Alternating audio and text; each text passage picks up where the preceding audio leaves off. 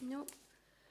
I can see that we have present Councillors Chalmers and Clark. Councillor Devlin? No. She says she's over here. Also present today are Councillors Dewar, Donnelly, Falconer, Handybode. Councillor Horn? No. Also present today are Councillors Hose, Johnson Dempsey, Keat, McCreary and MacDonald. Councillor McGeever?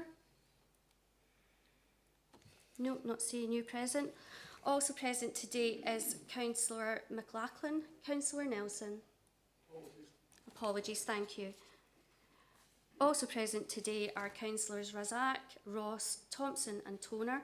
We have a number of officers in attendance today, and with that I'll pass you back to the Chair to commence today's business. Thanks, Chair. Thanks for that, Elizabeth Ann.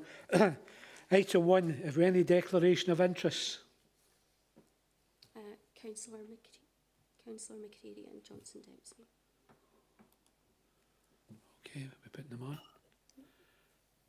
Councillor McCreary? Yes, thank you, Chair. Agenda item 6. I'm a member of Bothwell Futures, and also on agenda item 6 for Morphett. I'm a friend of the owner of Morphett. So with that, I'm quite happy to sit out of all of item 6 rather than keep going in and out. If you're happy with that, thank you. Okay. Councillor Johnson Dempsey. Thanks for that. Councillor Johnson Dempsey? Yeah, pardon me. Yeah, like Councillor McCreary, declaring interest in item 6, the Can Do Community Challenge Fund applications. I'm a member of and regular volunteer with Bothwell Futures, which is one of the proposed recipients. So I'll withdraw from the meeting during the discussion and voting on that item.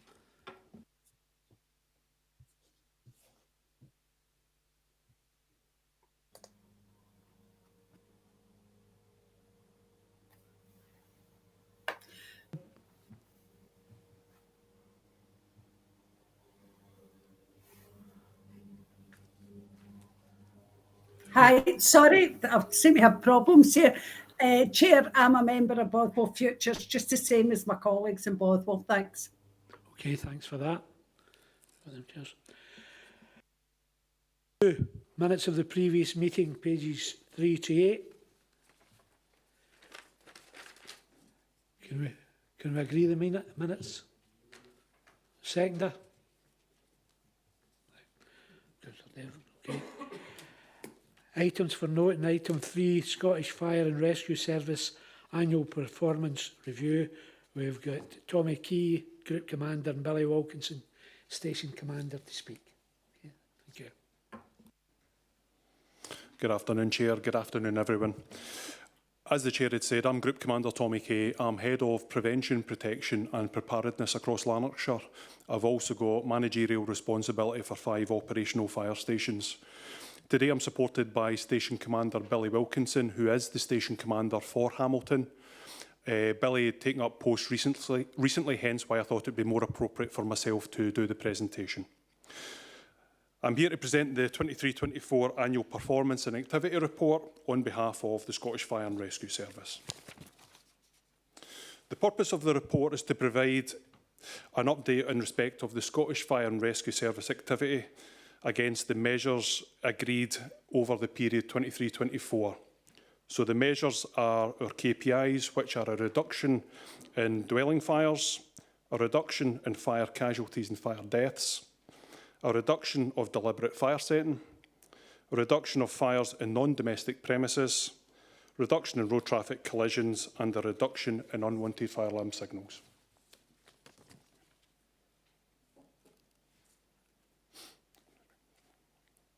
Okay.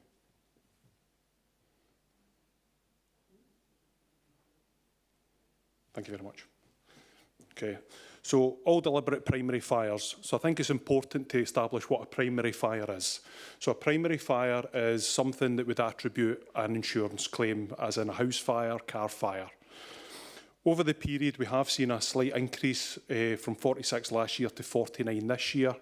However, we are only seeing that only 14 of those incidents required a fire service intervention, and only one of those incidents required the person to be evacuated from the premises involved.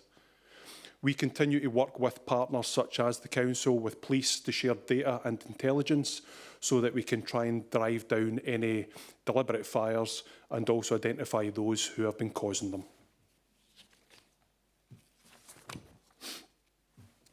Next we have is all deliberate secondary fires. So again, a secondary fire is a fire such as grass or indeed rubbish.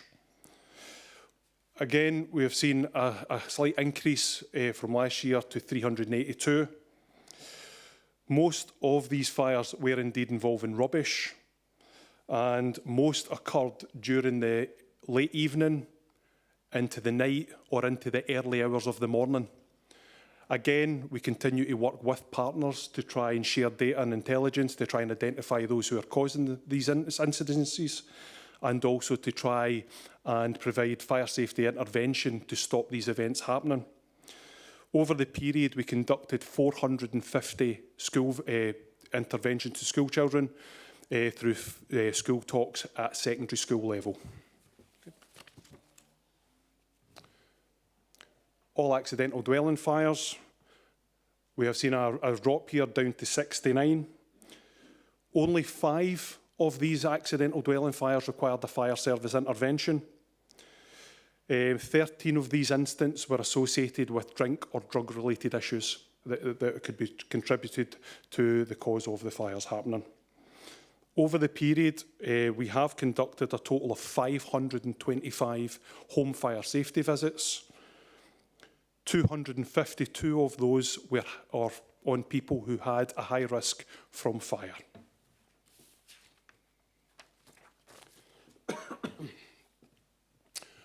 All accident other buildings, so this is your commercial type buildings.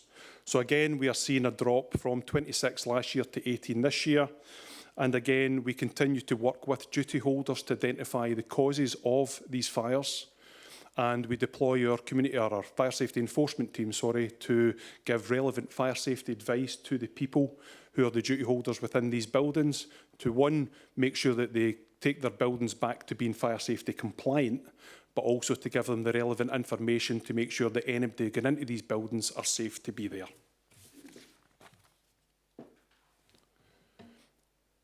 Fatal fire casualties. Unfortunately, over this period, we did see 1 fire death within the area. We will be conducting a case conference to see if there's any lessons learned between ourselves and various other partners. That case conference will only be conducted when we're given permission by the Procurator Fiscal, but any lessons learned will be shared with partners at that time.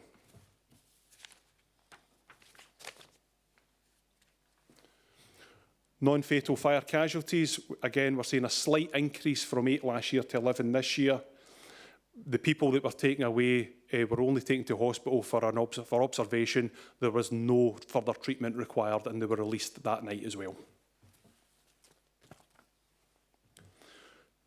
Next, we have special service and RTCs. So again, we are seeing an increase from 33 to 43 this year. However, that's the same as we're seeing as the national picture and the increase in road traffic collisions. The Scottish Fire and Rescue Service, Transport Scotland, Cycling Scotland, the Council, the police, we are working together to try and drive down road traffic collisions. And we've got various partnerships set up to try and drive these down and try and provide driver education where it's necessary.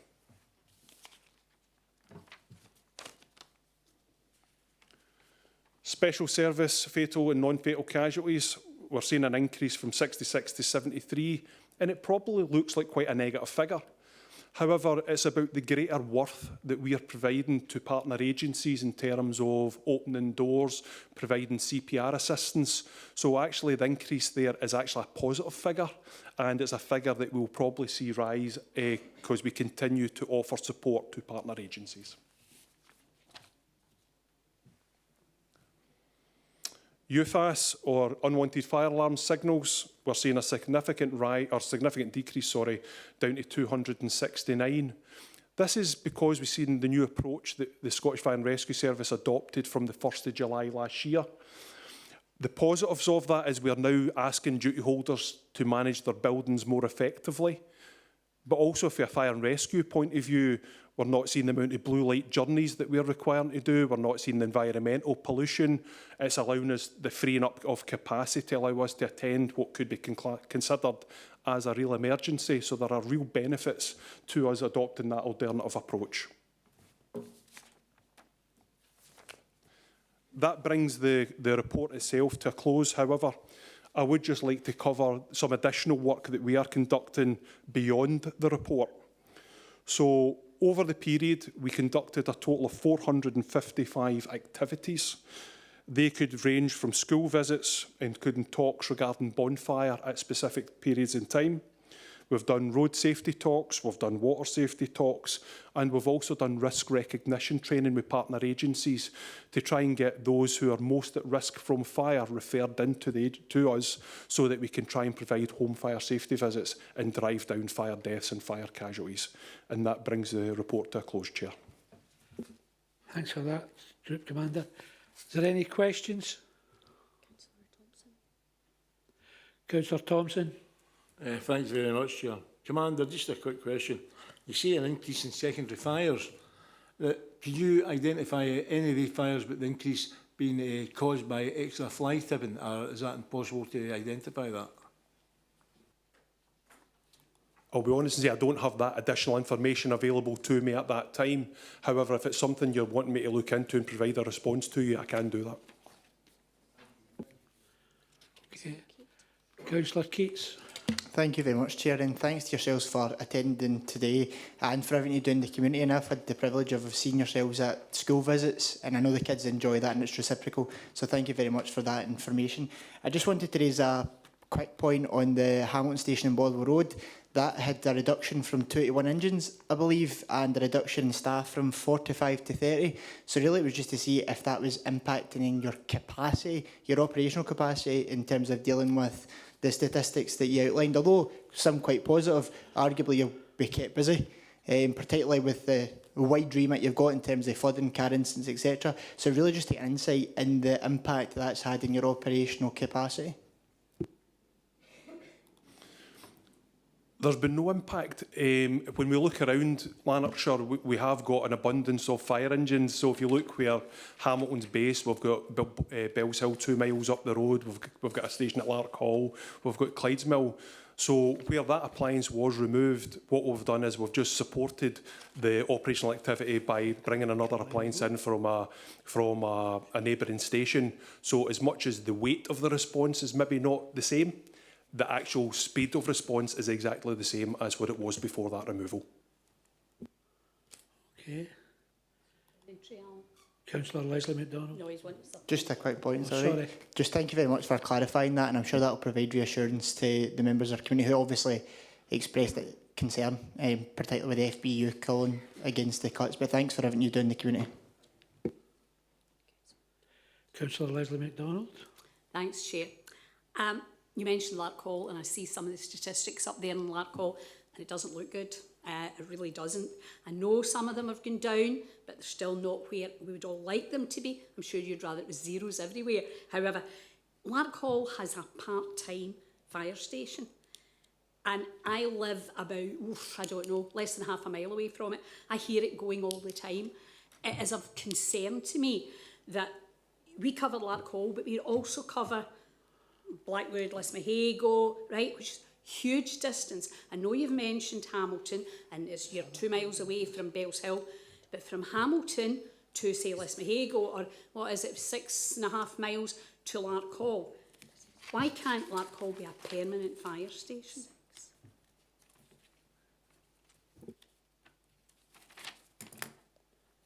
That's not a decision that can be made by myself, as you can fully understand here. From us, we look at their operational activity, and I'm sure you're aware that we're out to consultation just now to see what partners, members of the community would expect from the fire service moving forward. And if we believed that the operational activity supported that, then we would look to make alternative arrangements at that station. But we do look at everything. We look at the availability of the appliances and whether it actually meets our current demand, which it does. And it's then about making sure that what we're doing is proportionate and making sure that there's not an over-provision in one area which causes an under-provision in another area. Thank you for that. Just, I would like you to take back my grateful thanks to all the guys, in particular in Larkhall. I think I know most of them anyway, and you meet them or they're talking to you and as they decide that they have to go. Please do, because they do an amazing job, and for part-time firemen it must be very, very difficult. But if you're looking for people to make contributions towards your consultation, send them in. I'm sure we'll manage to fill them in for you. Thank you. Thanks for that. Councillor Johnson Dempsey. Thank you, Chair. I just want to welcome the report. Pardon me, sorry. I just want to welcome the report. Fire safety is of great importance to my Bothwell and Uddingston constituents, with a number of high-profile deliberate fire raisings, and of course the staffing and appliance situations in the Hamilton and Bellshill View Park stations that serve my ward, as Councillor Keat has already raised. Apologies if it's already in my inbox and I haven't seen it, but I'm wondering, is there a chance we can get a copy of this report? I don't know. The report's available. We'll make sure you get a copy. Brilliant, thank you. Can I just ask a couple of quick questions myself? We're looking at accidental dwelling fires, and Hamilton South is the highest in average. I take it, is that the Carlisle Road area? Hamilton South? No. Where's that?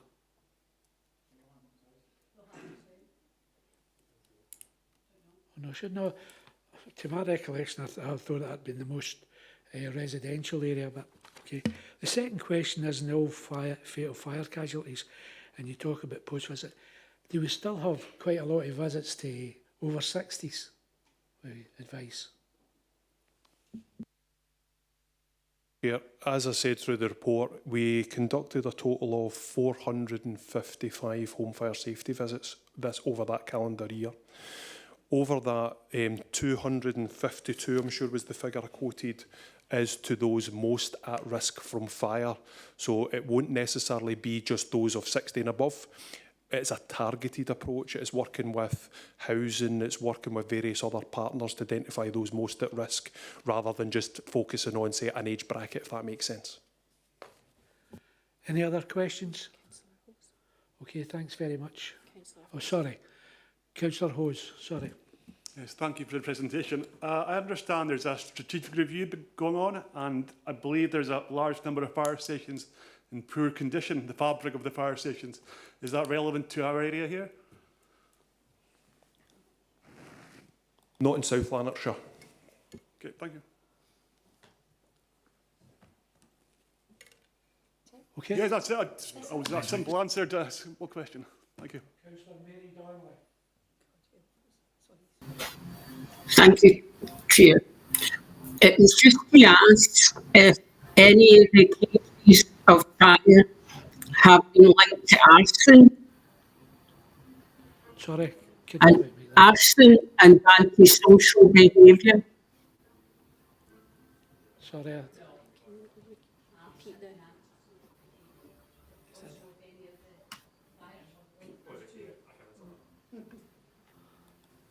In relation to your question, are any of the fires linked to willful fire raising or arson? Yes. Arson and antisocial. Yeah, if you look at the beginning of the report where it says all deliberate primary fires, so that is deliberate, that somebody set that.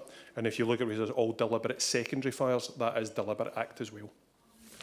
Right. Okay. No further questions.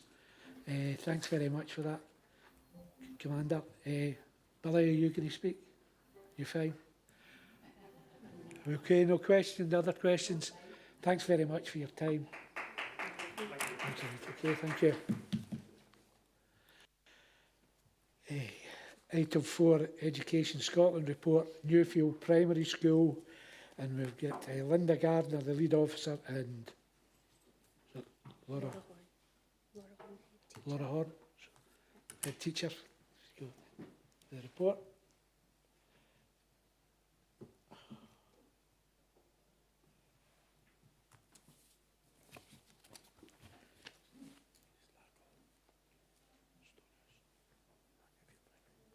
Is it not?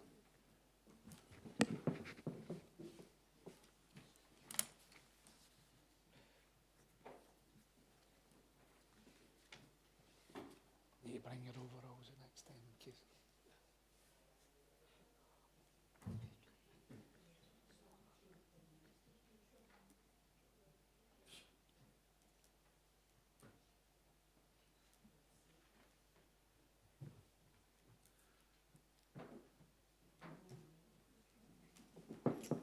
Sorry. Sorry. Okay.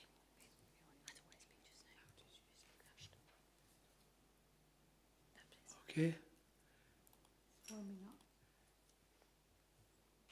Can you pull the other one over? Yep. Oh, Oh, there here you we go. Sorry about that. Magic touch. Thank you, Chair, and good afternoon, councillors. My name is Linda Gardner, and I'm the Quality Link Officer for Newfield Primary. I'm pleased to be here today with the head teacher, Mrs Laura Horn, to advise members of the inspection outcome. During the week beginning 11th of December 2023, Education Scotland undertook a short model inspection on the quality of educational provision within Newfield Primary School and nursery class. The inspection report was published on 27th of February 2024 and was featured in the South Lanarkshire View and Facebook page. The short model inspection focuses on 2 quality indicators for the school and 2 quality indicators for the nursery class from How Good Is Our School and How Good Is Our Early Learning and Childcare. The school and nursery class receive gradings for each of these indicators, as well as a more detailed written report of findings which highlights particular strengths and areas for continued improvement. The outcome for Newfield was very positive. Quality indicator 2.3, learning, teaching and assessment, was evaluated as very good. Quality indicator 3.2, raising attainment and achievement, was good. And the outcome for Newfield nursery class was very positive too. Quality indicator 2.3, learning, teaching and assessment, evaluated as very good. And quality indicator 3.2, securing children's progress, was very good. In terms of the demographics of Newfield Primary, it is situated in Stonehouse in the Larkhall area of South Lanarkshire. FMIE is 15.3% and SIMD 1 and 2 is 2.3%. Laura Horn, the head teacher, took up post in 2017, and I'm going to hand over to Laura now, who will expand on the inspection grades and talk about some of the particular highlights from the report and consider the areas for continued improvement. Thank you. Thank you, Linda. Good afternoon, Chair, and good afternoon, councillors. I first joined Newfield Primary School as class teacher in August 2003, and moving up principal teacher and then acting deputy, and since 2017 have had the privilege of being the head teacher at Newfield Primary School and nursery class. Given our last inspection was in November 2009, we had been expecting His Majesty's inspectors, and we have been preparing for inspection for the last few years. In November, we were notified that a visit would take place and it would be a short model inspection week beginning the 11th of December 2023. We are delighted to receive such a positive report. Across the school, the inspectors saw staff and pupils demonstrate respectful relationships which are underpinned by our school and nursery values. They commented on the nurturing and inclusive ethos of our school and nursery, which is something we are extremely proud of and continue to work hard to maintain. The school were assessed on our 2 quality indicators. Learning, teaching, assessment was very good, and raising attainment achievement was good.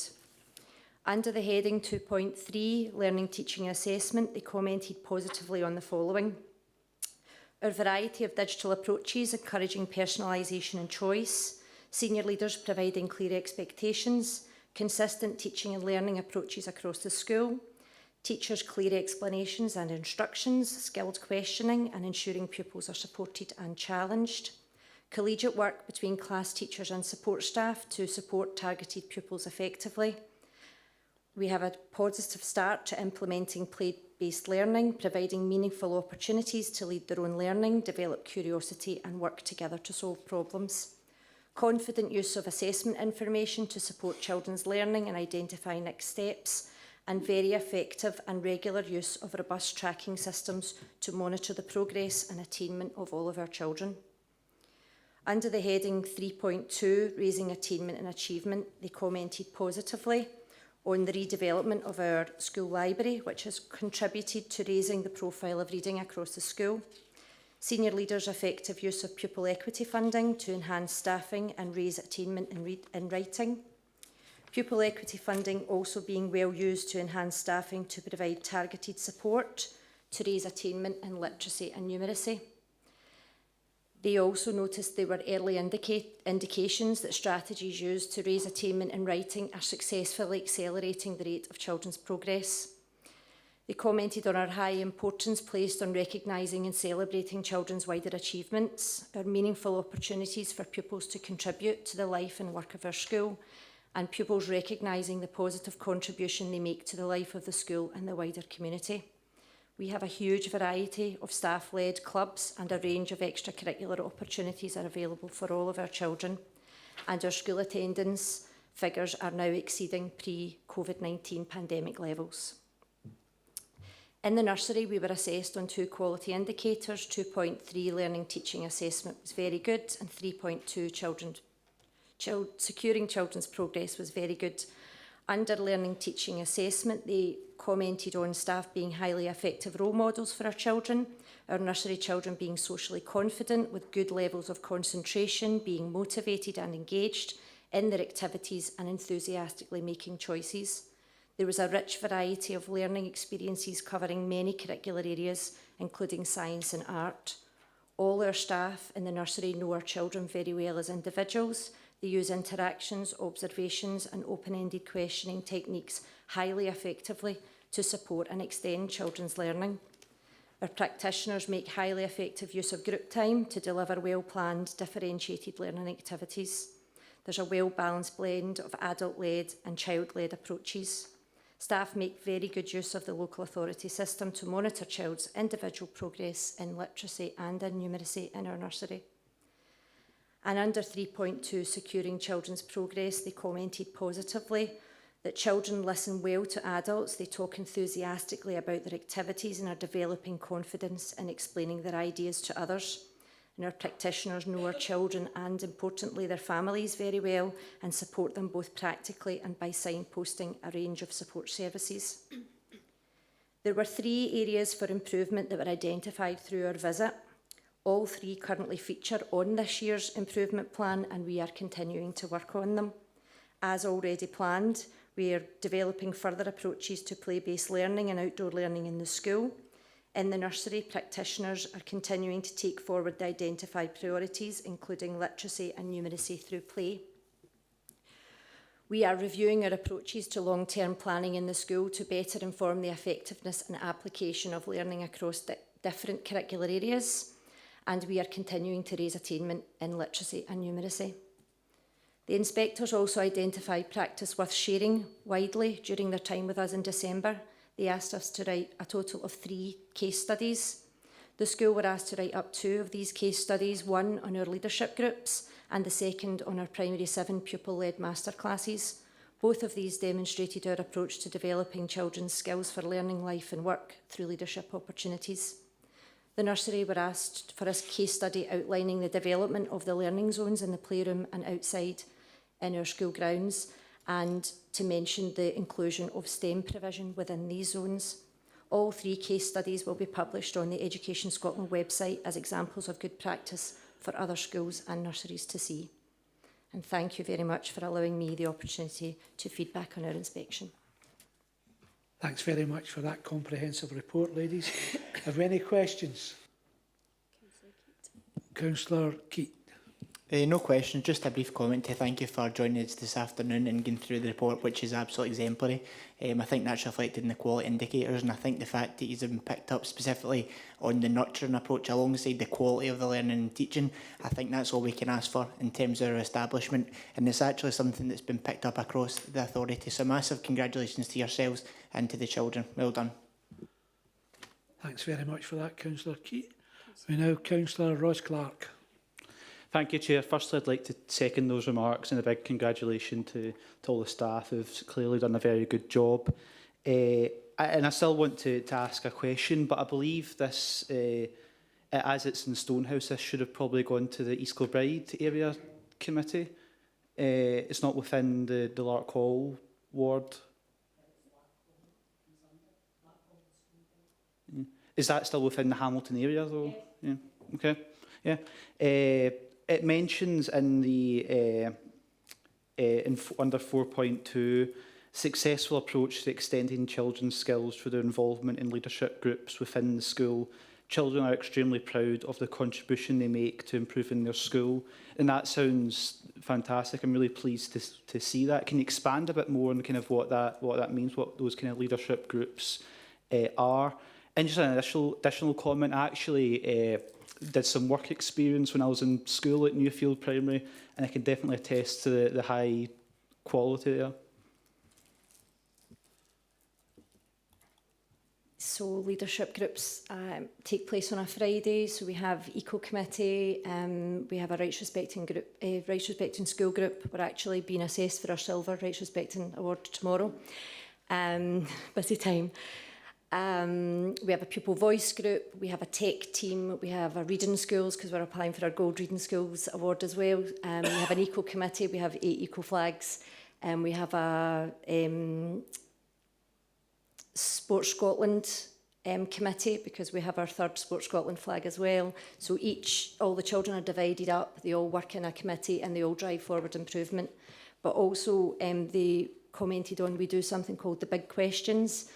So we use How Good Is Our School, which is a children's version of How Good Is Our School, and it has a series of questions. And at Assembly, we ask questions every week and we note down children's answers, and then we put it up where our pupil voice is, and if the children have any suggestions or anything comes up through those questions, then we action them. So that was another thing that they kind of picked up, because we're always listening, always asking questions and always listening. Okay. Councillor Thompson. Thanks, Chair. First of all, congratulations for your arrival at the school there. You certainly progressed very quickly to top job. Well done. Can I ask you communicate with our schools professionally or just in a social way about how they attain their attainment levels for numeracy and literacy? It comes up all the time. It's so important, and anything we do to improve that or help each other must be seen to be done. Thank you.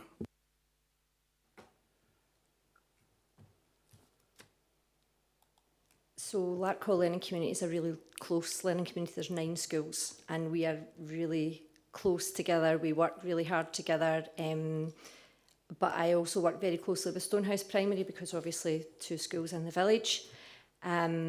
We do various groups, so we're in trios across South Lanarkshire to share practice. And I also, last year, we took part in Young Leaders of Learning and we were paired with Tinto Primary. And we did some work together with them about our outdoor project that we were working on, and we worked with them on their outdoor project as well. But there are, across South Lanarkshire, provide quite a lot of opportunities for us, formally and informally, to get together and share.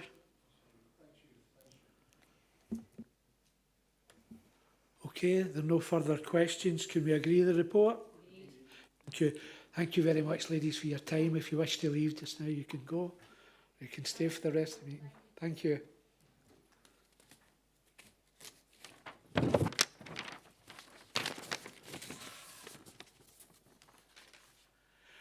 We now come to item 5, participatory budget, education resources, pages 15 to 18.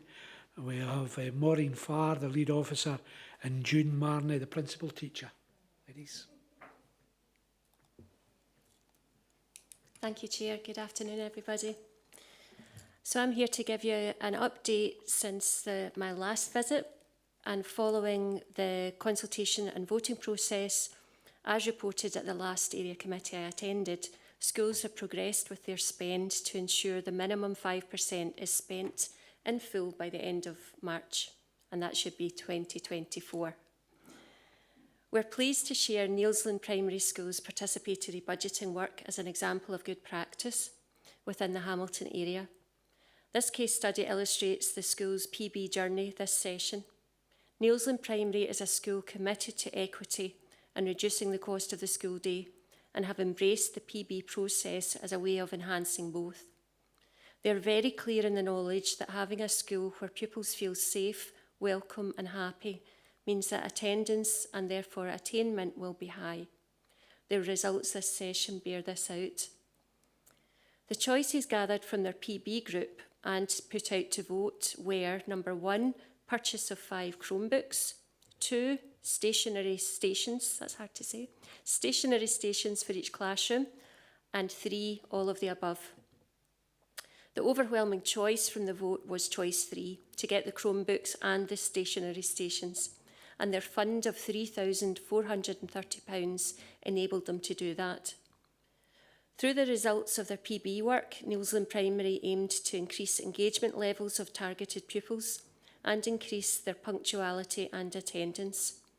As can be seen in the information below, they have experienced success in these ambitious aims and should be commended, especially as the school is in an area of high deprivation, where almost all classes have a majority of children from SIMD 1 and 2 and or entitled to free school meals.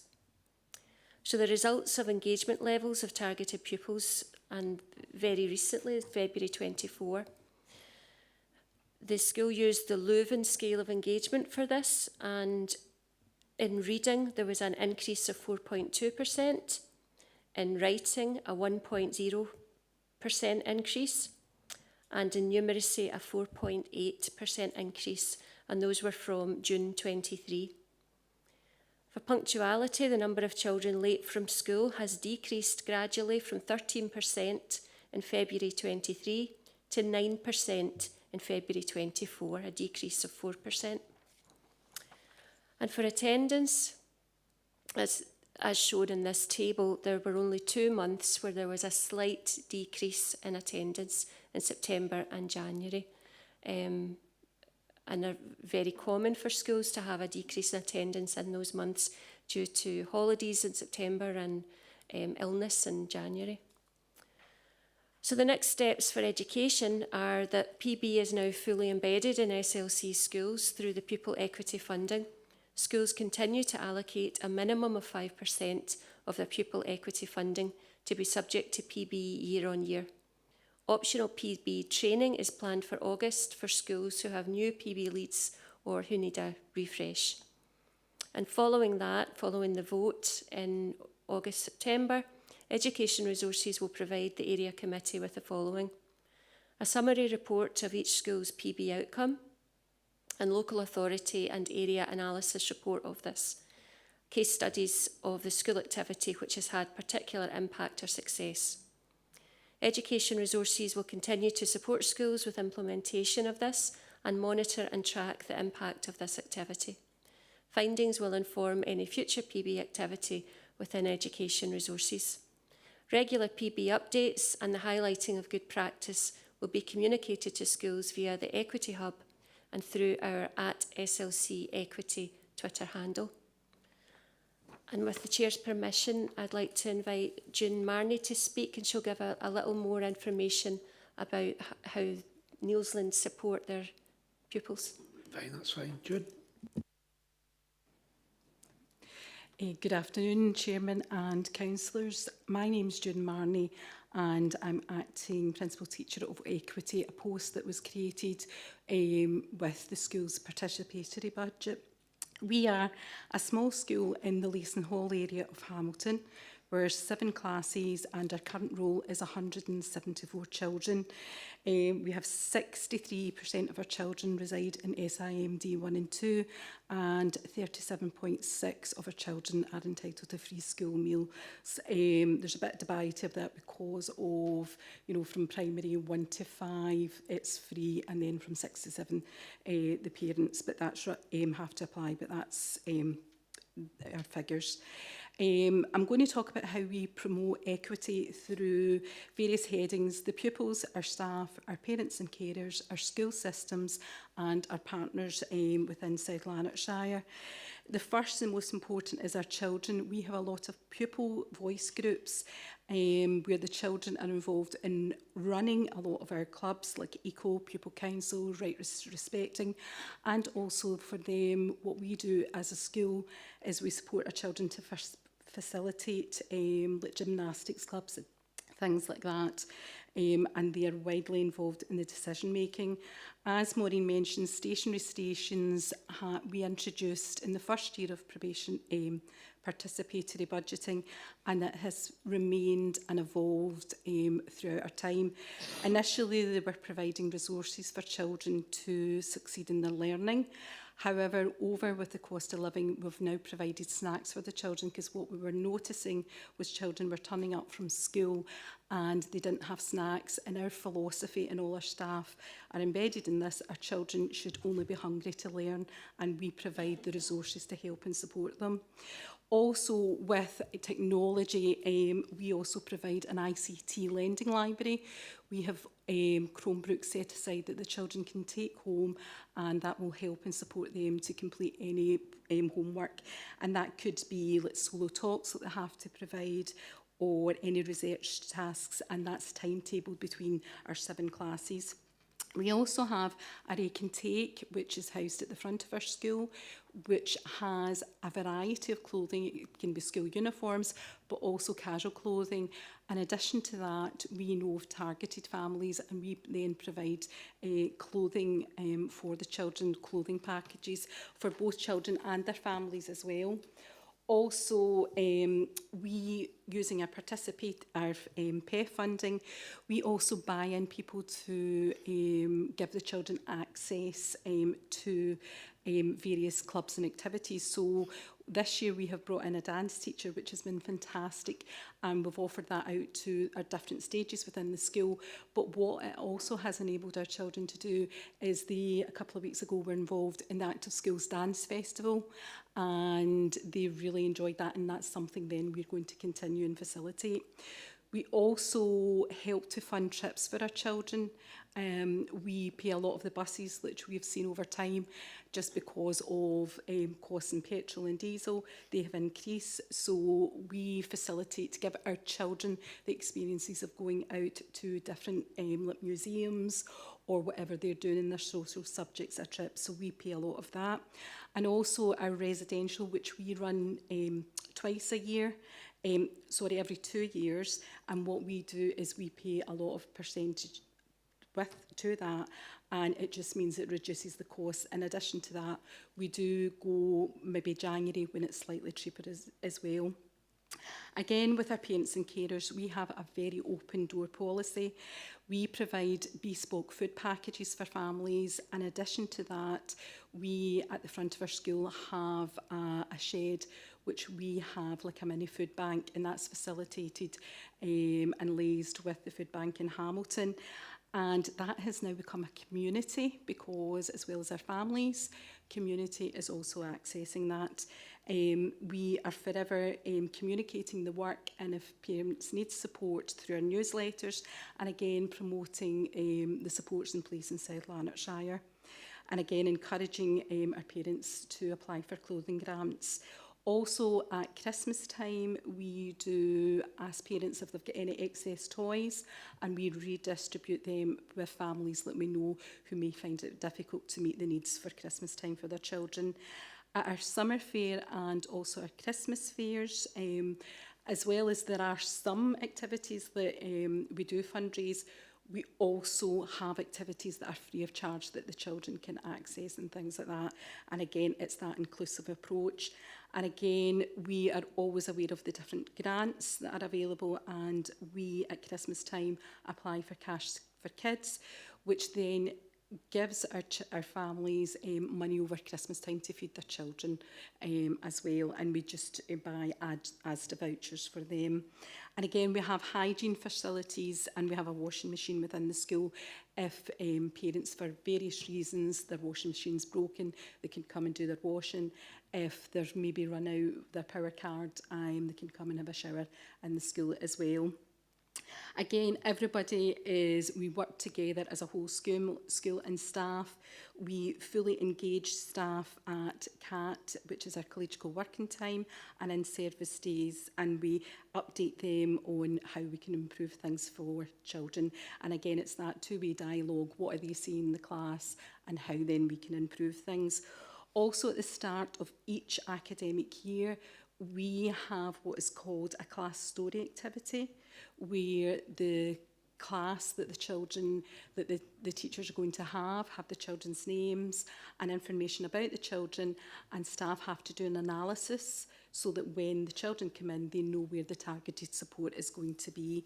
And again, that is really successful. And as our attainment has increased, the change of focus has also increased, and how we challenge children who are exceeding expected levels and things like that. So we're delighted with the progress with that. Also, our school systems, as Maureen referred to, punctuality and attendance is a huge thing for us. We are in our second year of being involved in a test of change, which is run by South Lanarkshire, and we have seen real improvements. We monitor attendance daily with a book that goes round twice a day.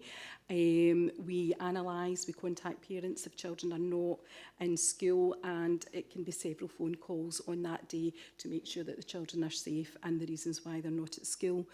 We also input the data into like a monthly spreadsheet where we look at trends in children's attendance, and again working very closely with parents and carers to identify the problems and what can we do to help and support them. And again, throughout the year, and this is 4 times a year, I meet with teachers and have a quarterly, have a dialogue with them on children's attainment, but also attendance and other things that are affecting the children. And again, that's really successful in helping to support the children and the families.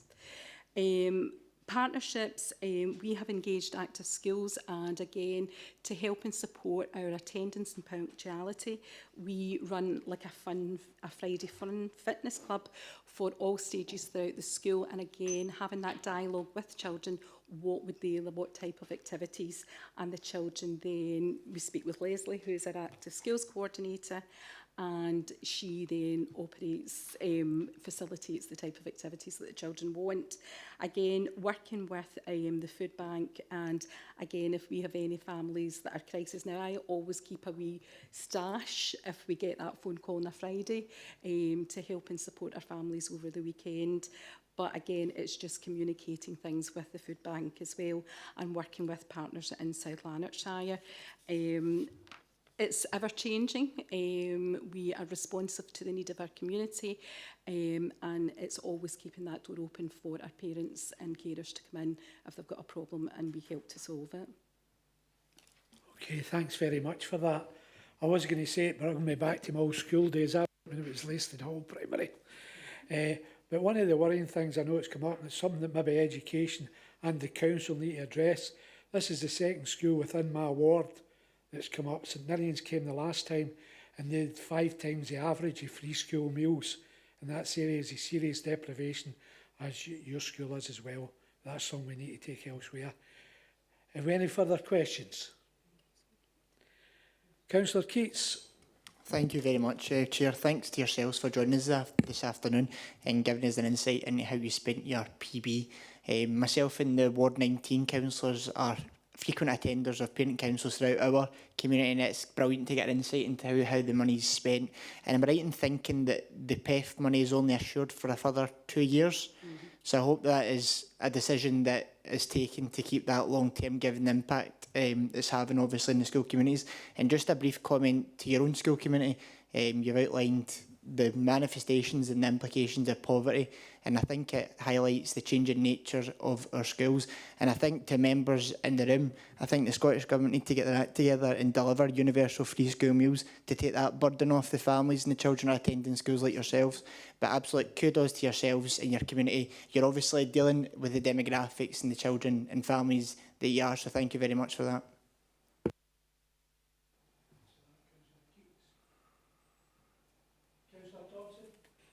Thanks, Chair. case you don't know it, Councillor Faulkner and me were at school together. The teacher asked him when you leaving school, and Alan says right after He was in year registration. 5, I was in year 1. He's 5 years older. No, just the one question, please. I was going to ask that one, but you've covered it, Gavin. Is how involved are parents and carers with the project, with the funding? Do they get involved, or is it lackadaisical, or are they a real good go at it, they want involved? Thanks, Chair. Thanks for that, Beth. That's it. It's a very good question, and what we note, our parents are happy with what that their children are being educated and looked after. What we found in the first year, it was very, very poor response from parents and carers. So we then decided, and what has worked for us is actually QR codes. Right? QR codes, and what I do is I create a poster, put the QR codes send it out as an email, but also put it out on our school notice boards, because we have notice boards out at our school gates. And that has seen an increase in the number of families. I think, off the top of my head, I think it was 45 families we had engaging with the PB decision-making process. Further, again, building on that, we had a family fun night at the beginning of term, and again, I put big posters up to then get a response from our parents and carers. So it has evolved, but I would say the QR codes have been the most successful. Now have Jen Kerr, Community Engagement Manager. I've got Councillor Donnelly. Oh, sorry. Councillor Donnelly.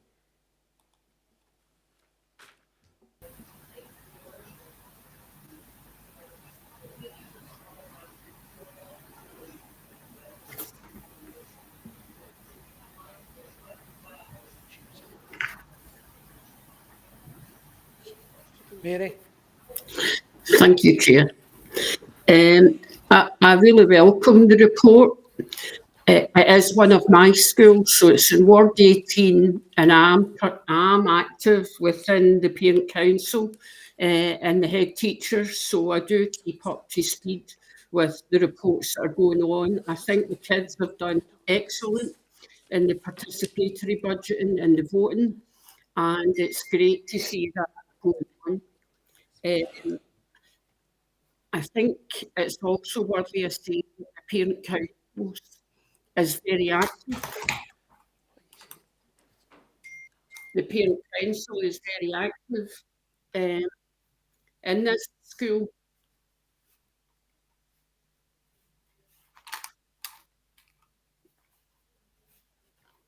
So I would just like to thank you for your contribution today and the hard work that you do put in, and I know the parents put into this school as well. So thank you very much. Thanks for that, Mary. Councillor MacDonald. Thank you, Chair. Thanks for the amazing report. I don't know how you get time to teach the kids with everything else that you are doing. However, one of the questions, and you brought it up at the beginning, no child should ever be hungry, right? That is a big thing. And we're very fortunate in Larkhall, we do breakfast clubs. Do you have breakfast clubs, or do you do toast to go, just to ensure a child who's hungry is never going to learn? So you do that, yes? Thank you. From 8:25 to 5 to 9, but even there's flexibility with that, as you can imagine.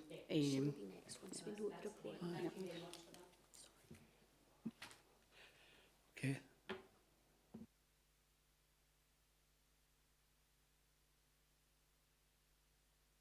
Fine. Thanks very much for your time, ladies. If you're wish to leave the meeting.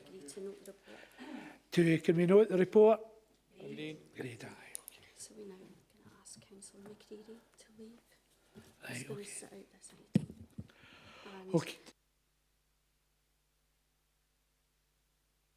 Item 6, Can Do Community Fund Applications 19 to 24. Could I ask Councillor McCready to leave, and Councillors Devlin and Johnson Dempsey would like the discussion in Boyville Futures taken first, so then they can be asked to leave. and then they'll be asked to leave. So just make sure Councillor McCready has left.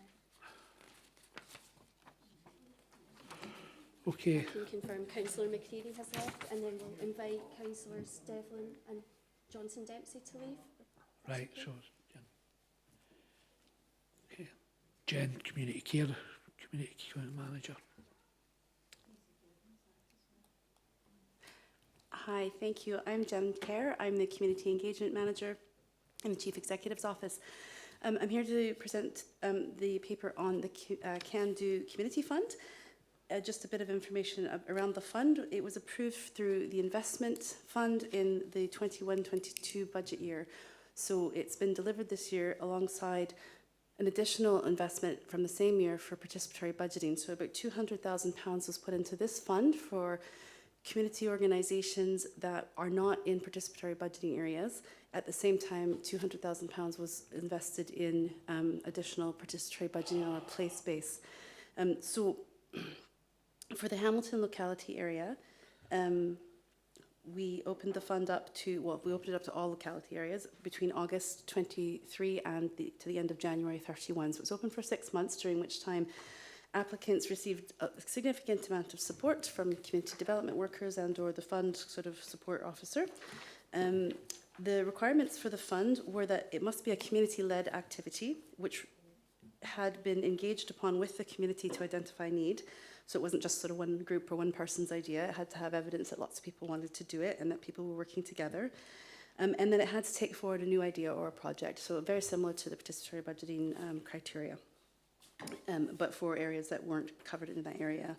So when the applications came in, they were scored by a panel of experienced staff in the community engagement team using the scoring matrix that is included in the paper at Appendix 2.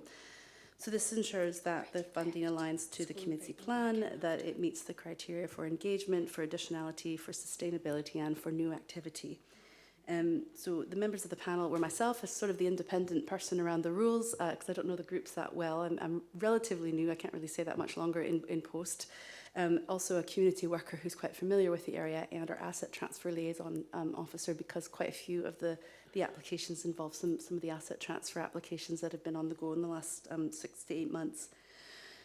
So I'm pleased to present to you Appendix 1 as a recommendation for your consideration and hopefully approval, which is recommendations from the panel for those that are to be proceeded and to go ahead. I would also note that while the fund as a whole was oversubscribed, there were no applications declined for the Hamilton area. Hamilton area is receiving in this list about 35% of the fund. In addition, and that's about £70,000 worth. In addition, we also conducted significant participatory budgeting in the area in the same period of this year, worth about £86,000. So this area locality has received a good proportion of both of those investments in their areas of deprivation as well as other areas. So I put these before you and ask that you consider Appendix 1 and comment on your approval. Thanks very much for that, Jen. What we will do, we'll take each grant individually, and with your permission, we'll take the Bothwell Futures one first. And if I ask Councillor Johnson Dempsey and Councillor Debson to leave the meeting while we discuss the Bothwell Futures grant, and allow them to come in after that. Chair, I can confirm that Councillors Devlin and Johnson Dempsey have already left, so we can invite them back in once We've done it, okay. Futures. Okay, if we go through the grants on page 22, the Bothwell Futures Community-Led Business Plan, £10,000. Have we any questions or queries about it? Are we okay with that? Councillor Thompson, you? Councillor Thompson. Councillor Thompson? Thanks, Chair. I don't know if you can allow me in at this point. I wanted to ask in general, these grants, who are the actual people that approve them? And what's the right to appeal for it? Can you explain the process? And how much does it actually cost to administrate them? Just some general questions in this whole big project, Chair. Okay. So this committee will do the approval. The panel has gone through them through the scoring process of each application and provided you with the scores and the scoring criteria. So we've made a recommendation that these are the ones that should be approved. We don't actually have a right of appeal. I think this is probably one of the first funds that's been oversubscribed in a very, very long time. So far, the ones that have been declined, they're great projects, but weren't really eligible for this funding. We've given them support to access other types of funds that more suit what they have. So we haven't had anyone yet want to put in sorry, I guess a complaint process would be how we would handle that. But we would accept any complaints and consider them if there were one. Again, there's quite a bit of support provided to groups to help them complete the application form and meet the criteria. And some of them actually at early stages were put in an expression of interest, then withdrew it because realised it wasn't really quite what they weren't eligible for it. So we supported them to do other things. Okay. Okay. Thank you. Thanks. Councillor Carmichael. Oh, sorry. Councillor MacDonald. Councillor MacDonald. Councillor Carmichael. Jen, one of the questions I was going to ask you was regarding the applications from Larkhall. And I see that there are, is it 3 from Larkhall? And that was it. So Leslie, excuse me. Can we take the Bodwell Futures one first, let it pass so the 2 local councillors can come in? Oh, sorry, I thought you wanted us to come in. Right. No. So, as regards the Bodwell Futures, have we any more questions on it, or are we agreed? The Bodwell Futures grant. Agreed?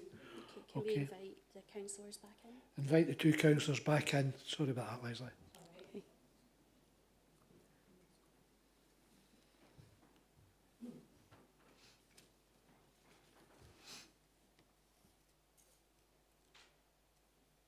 Okay. No, they're not back in yet.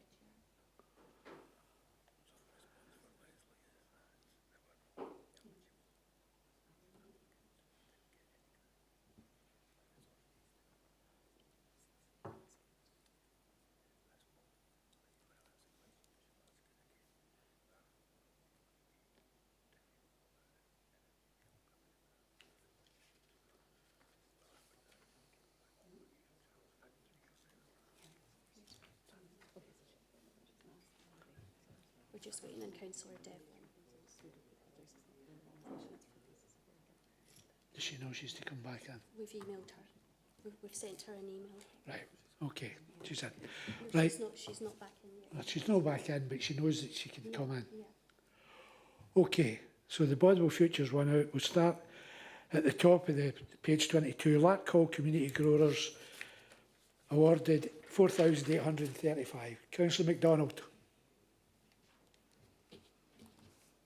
Sorry, I didn't want to speak on any particular one. I wanted to speak on the 4 for Larkhall, given that there are only 4 applications in Larkhall, and I'm just concerned that had it not been opened up widely enough, because there's 3, the community growers, what else? Church of the Cross, and Larkhall District Volunteer Group, and Larkhall Community Growers again.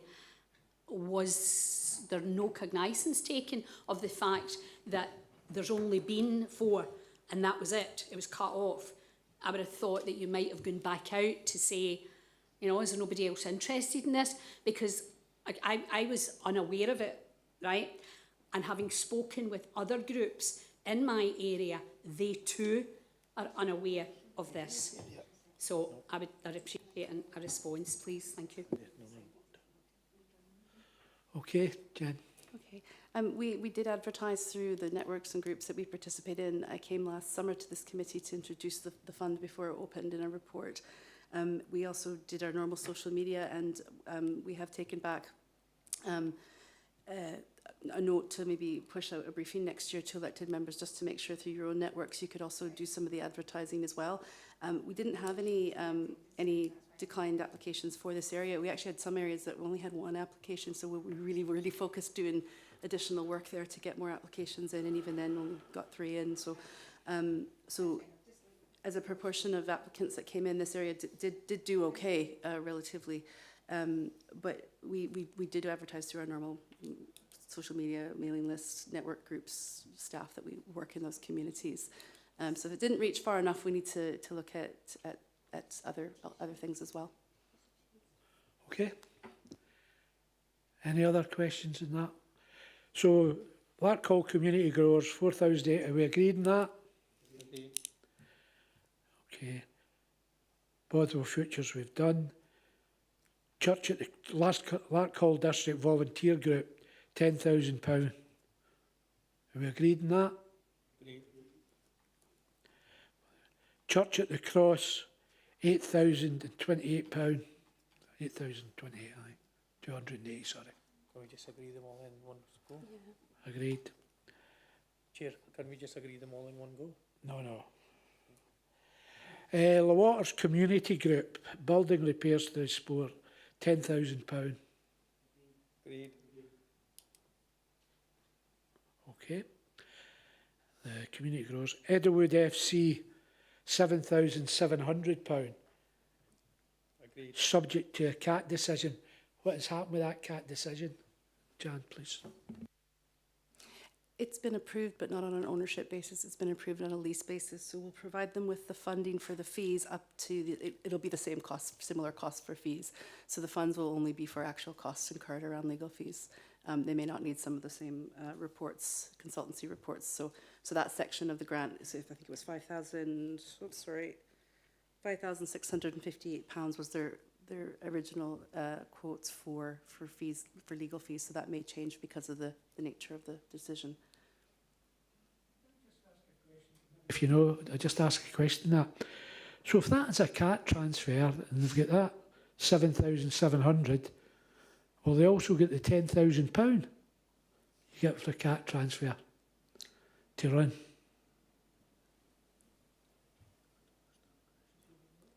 Where I don't understand where the other £10,000 would Well, come on the from. CAT, if you get the CAT transfer, you get £10,000 for running the thing for, is it 6 months? Do you mean the Community Fight Back Fund? That doesn't go directly to the group.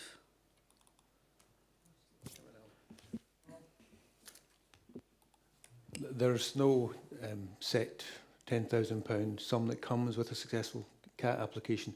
The Community Fight Back Fund, as you know, is keeping premises open and operational for a set period of time, and that's what the CFF is for. Okay. All right. So we agreed on Edelwood FC and the Morph Fit Community Wellbeing Mental, £9,240. Agreed. Can I just ask, where is that based?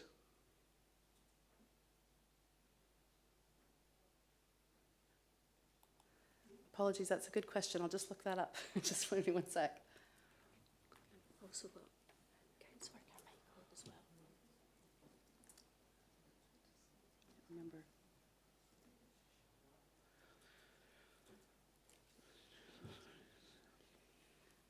Bothwell Road, Hamilton, ML3. Where, sorry? Bothwell Road in Hamilton, ML3 postcode. No, it's not a group I've ever heard of. Okay. We've got Councillor Carmichael. Hello, can you hear me? Oh, we can hear you. We can even see you. Okay, thank you very much. I've been trying to get in for the past couple of minutes without success.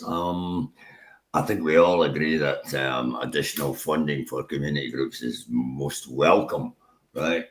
Like Councillor MacDonald said, I was rather surprised just to be notified of the grants within my ward, which have already been identified as 4, totaling about £35,500, right? Now, it's a team who allocate this funding.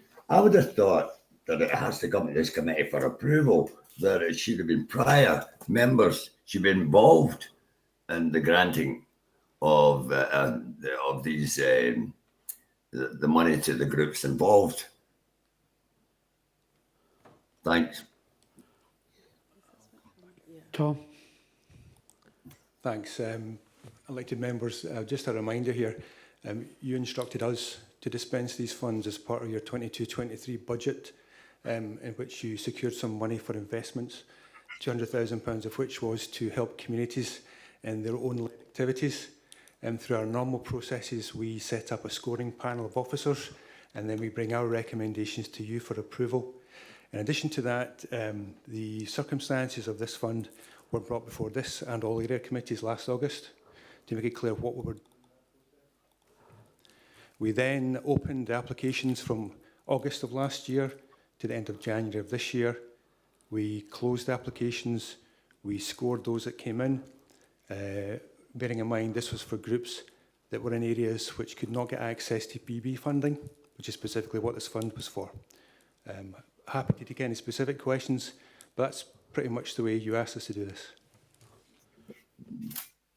For that, Tom. Councillor Keat. Thanks, Chair. Just on this application grant, I have no knowledge of Morfit, which is probably an issue of mine and not for the area. But on their website, when you Google as to what they do, it says, we welcome inquiries, referrals from individuals, the NHS, public, private and third sector. So is this money going to support private referrals?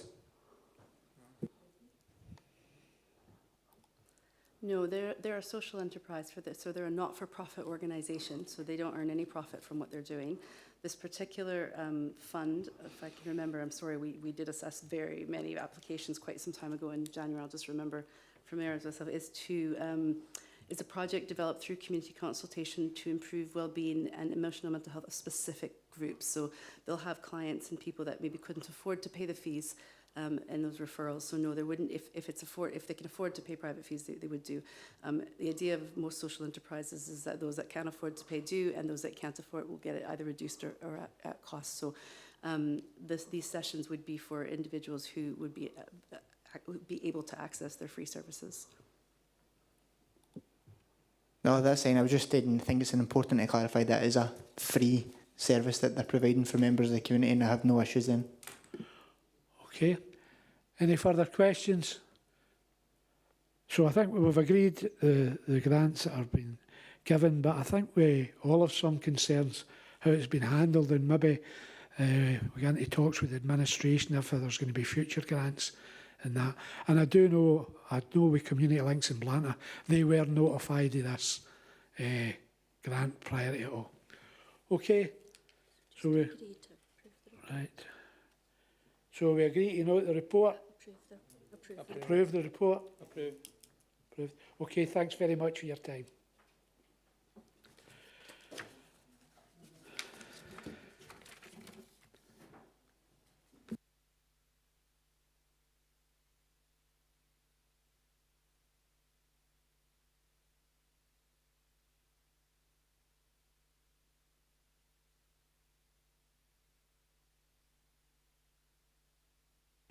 Now going to item 7, play scheme grant application, pages 25 to 26. Sorry, Chair, we need to invite Councillor McCready back in.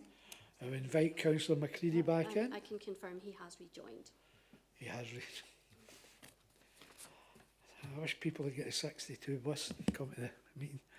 That's another story. Right, okay. Elizabeth Ann, you to speak to this. Thank you, Chair. And this is an annual report that comes to each area committee, and as set out in the purpose at paragraph 1.1, we're requesting approval for the allocation of the following play scheme grants in the Hamilton area. So as you can see at paragraph 2.1, we had 2 applications. Application A was Child Care in the Community Hamilton. The second applicant was Reach Lanarkshire Autism Hamilton. Both groups were looking for grant funding for the summer period only, which is £440. So we're asking committee's approval that the play scheme grants be awarded as set out at the recommendation in 2.1. So just asking for committee approval, Chair. Okay, do you agree to approve that report? Agreed. Right, thank you. Item 8, community grant application, if we've any money left.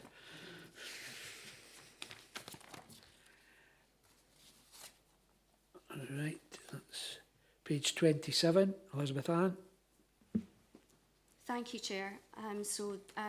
This report is twofold. First of all, we're requesting approval for the allocation of community grants to 8 community groups, and these are set out at paragraph 2.1 of the report. Additionally, we're advising committee of the community grants that were approved by the Executive Director of Finance and Corporate Resources in consultation with the Chair in the period from the last area committee on the 28th of February to the end of the financial year on the 31st of March. And those 5 grants are detailed at Appendix 1, and that's just for noting. As I say, the community grants requiring approval from the 24-25 budget are set out at section 2.1, and we're asking committee to approve the recommendations, and I'm happy to provide any further information if anyone has any specific questions. Thanks, Chair. Thanks for that. Have we any questions? Oh, Councillor Keats. Councillor Kate. Thank you very much. Just to see if you could give us more information on Hamilton District Youth Theatre's application. They applied for £1,000 and were well, the recommendation is we award them £350, which is quite a significant disparity. Hi, Councillor Kate. I can certainly provide information on that. So the applicant G, the Hamilton District Youth Theatre, they were looking for entrance fees, so that comes under the category of outing and entrance fees, and per the community grant guidance the eligible amount is £350, and that's what we would recommend for outing and entrance fees, just to be in line with all other 4 areas. Okay, thanks for that. Any further questions? Councillor McLachlan. Councillor McLachlan. David. Thanks. You, David. Thanks very much, Chair. Yeah. It's in relation to the question Gavin Keat has just asked there, and I've heard the explanation given by Elizabeth Ann, and it's the right one. However, it does concern me that on 2 occasions near the end of the financial year, a certain individual, a certain councillor from Larkhall, made the recommendation that the full amount should be awarded because there was money left. I said it then, and I'm going to say it now, it is grossly unfair when applicants near the end of the financial year get to empty the war chest just because that's the last funds that's available. When applicants like this who are putting their applications in when they're meant to come in are getting awarded their grants that they should get based on the recommendations from officials. But that gets blown completely out of the water when somebody, and I'll stick my neck out and say it's almost a political stunt to make themselves look good by making a grand award to someone who their whole amount, when it flies in the face of the recommendations that we've been working to for decades, as explained to us by Elizabeth Ann. And I wonder if we can have a wee look at how these are dealt with to prevent such an abomination happening at the end, because it is unfair to the other applicants. If they've asked for £1,000 and they need £1,000, but according to the guidance that we work to, they get awarded the recommendation is a lower amount. And I'm not suggesting that we should make a higher award to this particular group. I would just like parity across it and none of this nonsense at the end of the financial year, Chair. Thanks very much. Thanks for that, David. What I can say is, as you know, at the end of the financial year, there was a proposal at the last meeting that all the groups be allocated the money they asked for. It went to a vote. The vote approved that. Can I say that that was previously done from a different political party at the end of the financial year before, and that was also done. I totally agree with you. It seems a very unfair way, and we maybe need to look into that along with our other fellow area committees. I fully appreciate your question there, David. Thank you. Thank you. Councillor Carl Johnson, Dempsey. Thank you, Chair. I'm going to somewhat agree with Councillor McLachlan. It is unfair. What's that? It's okay when you go. It is somewhat unfair that folk who put themselves in early in the year don't get as much. But I think we're focusing on the wrong thing. I don't think the unfairness is in people at the end getting the full amount they're eligible for and asked for. I think the unfair part is that at the start of the year, rather than be given, the merits of each application for us to decide as a committee whether a given application deserves an amount, we just get a recommendation, which is, in some cases, just a multiplier, 0.9 multiplier of what is asked for. I think we should get more information on what's in each application for us as a committee to decide what is a fair amount. Now, I know that's not what other area committees are doing, but I think what they're doing is wrong as well. And I don't think that in the situation we have, where we are just getting lower recommendations at the start of the year, I don't think it's unfair at the end of the year to use the money that we've got. I think the unfairness comes at the start, not the end. Can I say the format of the recommendations was agreed by all the committee chairs when the meetings were set up. I understand, and I did accept that. I said that. I know that's not what the other committees are doing. My point is, I believe that's the unfairness, the thing that you as the chairs have agreed. I believe that's the unfair situation. But can I say, well, if there was a group in my area, then I would be fully supporting them, who might be different for a group in your area. Their aims within the community going a different way. We could maybe review how we're allocating them. But sorry, you go. Sorry, Chair, it was just to add that following the review previously, we do circulate information to all members, and we do that across all 4 areas, and that gives members a chance to ask any questions prior to the meeting should they have that, and that was agreed the last time these points were brought up. Thanks for that. Okay, Councillor. All right, thank you. Councillor John Ross. Yes, thanks very much, Chair. It's a point of order. I really think it's totally out of order for David McLachlan to come in and call this what he called it, and pointing out the exact councillor that made the move, because this was accepted by the committee as the right way forward at that time. And for him to call it, I forget the word they actually used, out of all control, an abomination, I think that was the word he used. I think that's ridiculous. It was a decision taken by this committee, by the majority of the committee at the time, and passed. And I don't think he's right to come in and be able to contradict people in the manner he did. And I think he should apologise. Well, I've got to say, Councillor Ross, I did point out to Councillor McLachlan in a previous meeting under a different administration, the same thing was passed, that the excess funds for the end of the financial year would be given out. Okay. Right. Councillor Leslie MacDonald. Thanks, Chair. Can I just say that it has been brought to my attention by one of the groups who are in Appendix 1 that they have always submitted their application at the end as a result of what happened, not just this year, but the previous year. They thought, we put ours in late, so we're going to get more money. We can't have everybody doing that. This has got to be fair and proportional. So I would suggest that when you're in discussions with the other area chairs, you perhaps look at, if you've got any money left over, it should be either put aside for the following year, but it should not be in the situation where we were, whatever. When was this? March? Was it March? Elizabeth Ann, yes? February 20. February, right, okay. We shouldn't be in that situation because, as I say, I know this group and they tell everybody that you just wait till the last minute and you get more, you get what you ask for, not just the limited amount. Okay, take your point on board and we'll pass it through the administration. Cheers. Councillor McLachlan, David. Thank you, Chair. I just wanted to, for a point of clarity for Councillor Carl Johnson Dempsey, yes, I'm glad he agrees with me, and I'm actually agreeing with him. It is grossly unfair, but I didn't say that it was unfair for the people who got the more money. It's not unfair to them. It is unfair to the people who are getting a lesser amount. So I'm absolutely agreeing with you, Carl. That was my whole point.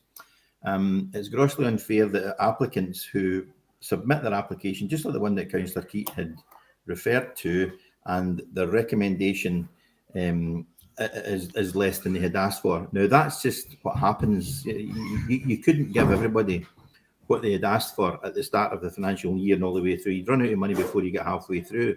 There's a reason why we've got to balance it.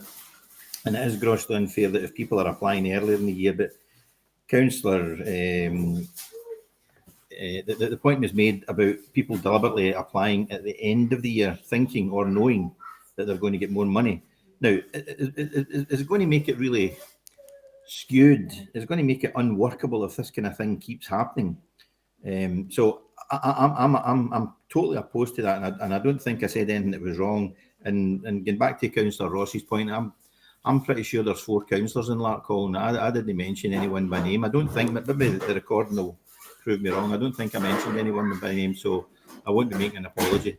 I think it was an abomination what happened, where the grant, the vote went through the way that it did, and the groups who had applied got the whole amount that they'd asked for. That was the abomination, as compared to the people earlier in the year who had applied for their top, what they'd asked for, but you know, the most they're eligible to ask for, but the recommendation comes back in a different way, and it's agreed that they get what the recommendation is. That is the abominational, Councillor Ross, and I don't think I mentioned anyone by name. Maybe the chair or the clerk could correct me on that. Okay, thanks for that, Councillor McLaughlin. Can I just say one thing? What it does highlight, and particularly the group, the youth theatre, the previous thing in the Can Do Fund where we spent £69,000, you know, how well known that was, because the youth theatre would have qualified for a sum. And I know we've given out sums in the 4 areas through that Can Do to clubs and groups that are very prosperous. Okay, Councillor Mary Donnelly.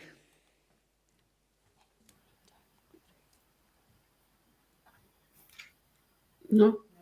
No? We not having an input, Mary? Okay, thanks anyway. Right. Right, do we agree to approve the report? Agreed. Okay, no, wait, I'll turn off my mic. No further business. Thanks very much for attending.